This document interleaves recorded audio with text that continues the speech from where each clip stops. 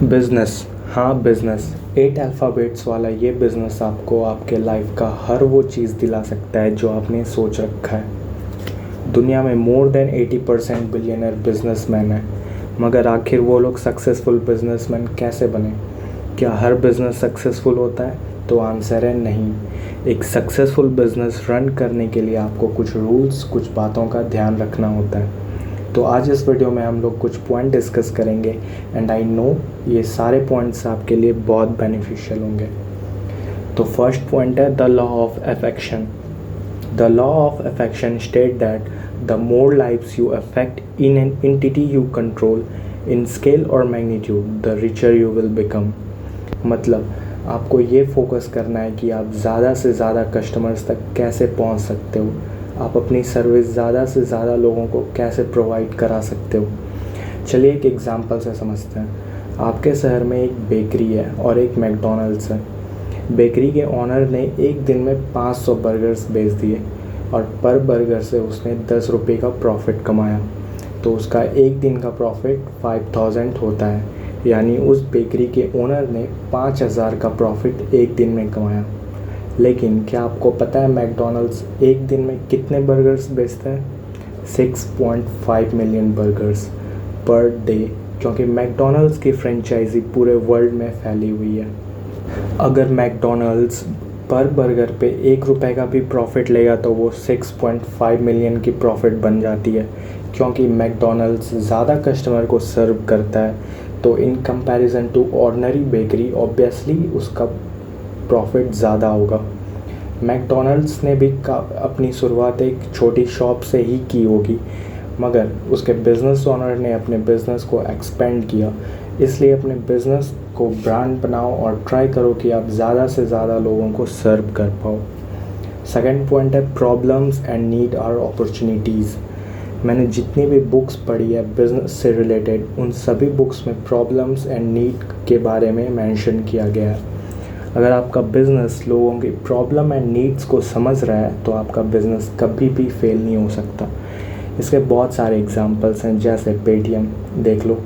विजय शेखर शर्मा ने समझा कि इंडिया में भी लोगों को कैशलेस ट्रांजैक्शन की ज़रूरत है और उन्होंने इस आइडिया को एक सक्सेसफुल बिज़नेस में बदल दिया। और ज़ीरोधा ऐप के फाउंडर नितिन कामत ने ये देखा कि ऐसे बहुत सारे लोग हैं जो शेयर मार्केट में इंटरेस्टेड हैं, मगर उनको शेयर्स खरीदने और बेचने में प्रॉब्लम होती है। तो उन्होंने इस आइडिया को ज़ीरोधा ऐप के थ्रू मार्केट में लॉन्च कर दिया और वो इंडिया के यंगेस्ट बिलियनर बन गए। तो अगर आप कस्टमर्स के प्रॉब्लम को समझते हो और कोई इनोवेटिव आइडियाज़ से अपने बिज़नेस को स्टार्ट करते हो तो वो कभी भी फेल नहीं हो सकता। Now the third point is the commandment of control. एक सस्टेनेबल बिज़नेस वही है जिस पे आपका पूरा कंट्रोल हो। कंट्रोल का मतलब जैसे एक प्लेन का कंट्रोल पायलट के हाथ होता है और पीछे बैठे सारे पैसेंजर की डेस्टिनी भी उसी पायलट के हाथ होती है। जैसे बॉस रेंट और रॉयल्टी लेते हैं, ना कि पे करते हैं। बॉस एफिलिएट प्रोग्राम स्टार्ट करते हैं, उसे ज्वाइन नहीं करते। जैसे ऐसे बहुत सारे लोग हैं जो अमेज़न एफिलिएट से लाखों कमा रहे हैं और ये अच्छी इनकम सोर्स है, बट इसमें कंट्रोल अमेज़न के ओनर के पास है। वो जब चाहें अपने बिज़नेस गोल के अकॉर्डिंग न्यू पॉलिसी ला सकते हैं और सारे एफिलिएट की इनकम हाफ या ख़त्म भी कर सकते हैं। तो इसलिए ऐसा बिज़नेस करना चाहिए जिस पर आपका कंट्रोल हो। Now number 4 point is commandment of entry. Commandment of entry कहता है कि कोशिश करो ऐसे बिज़नेस या स्टार्टअप को एस्टेब्लिश करने का जो कि ईज़िली कॉपी ना हो पाए, क्योंकि जिससे लोग कॉपी कर लेंगे उसमें ज़्यादा कंपटीशन होगा और उसमें उतना ही प्रॉफिट कम होता जाएगा। आपने तो नेटवर्क मार्केटिंग के बारे में सुना होगा। अगर कोई नेटवर्क मार्केटिंग कर रहा है तो मोस्ट प्रोबेबली उसके साथ हॉल में बैठे 2000 लोग भी नेटवर्क मार्केटिंग कर रहे हैं। इसलिए मोस्ट प्रोबेबली टॉप 5 से 10 लोग को छोड़कर कोई ज़्यादा प्रॉफिट नहीं कमा पा रहा है। इस टाइप के बिज़नेस में आप तभी सक्सेसफुल होते हो जब आप खुद नेटवर्किंग बिज़नेस करते हो, ना कि उसे ज्वाइन करते हो या पार्टिसिपेट करते हो। तो ये थे top 4 point successful business setup करने के लिए। ऐसे ही इंफॉर्मेटिव वीडियोस के लिए सब्सक्राइब करें।